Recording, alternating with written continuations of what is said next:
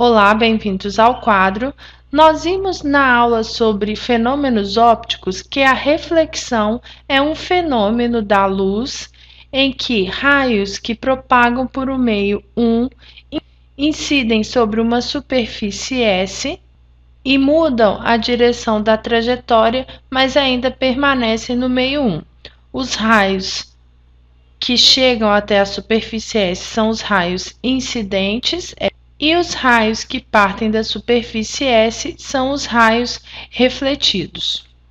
Nós vimos também que se o feixe de raios incidentes é paralelo e o feixe de raio refletido continua paralelo, que a reflexão é do tipo regular. Nós vimos também que para que ocorra uma reflexão do tipo regular, que a superfície S deve ser uma superfície opaca e também polida, como por exemplo uma chapa de metal polido.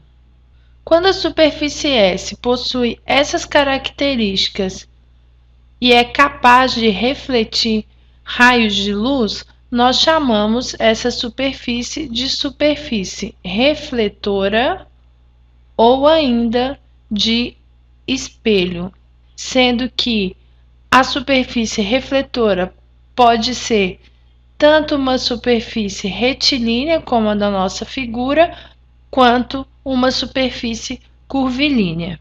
Observem agora a seguinte imagem. Nela nós vemos um raio de luz que se propaga pelo meio 1 e incide na superfície S, formando um ângulo I com a normal. Lembrando que a normal forma um ângulo de 90 graus com a superfície.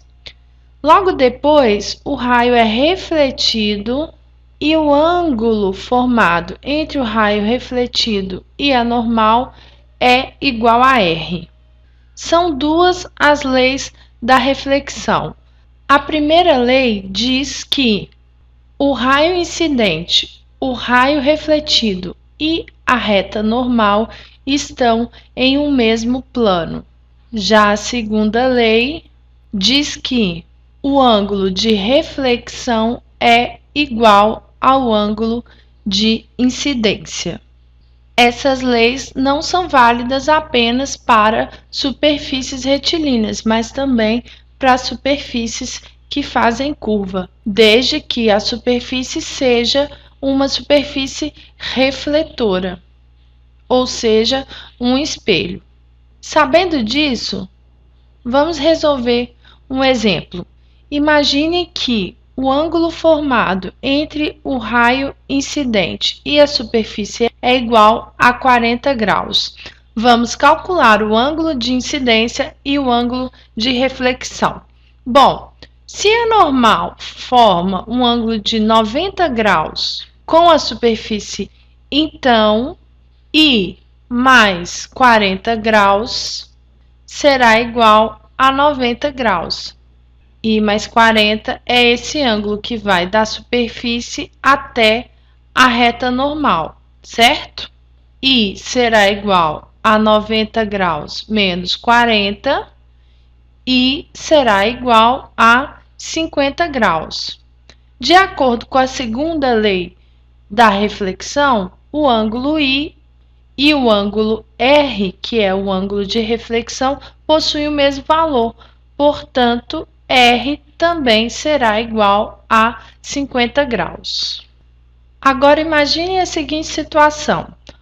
Um raio parte do ponto P em direção à superfície S e toca a superfície S no ponto I. A altura do ponto P em relação à superfície S é igual a 2 metros. E a distância entre a projeção do ponto P em S e o ponto I de incidência, vamos chamar essa projeção de ponto P', é igual a 2 metros.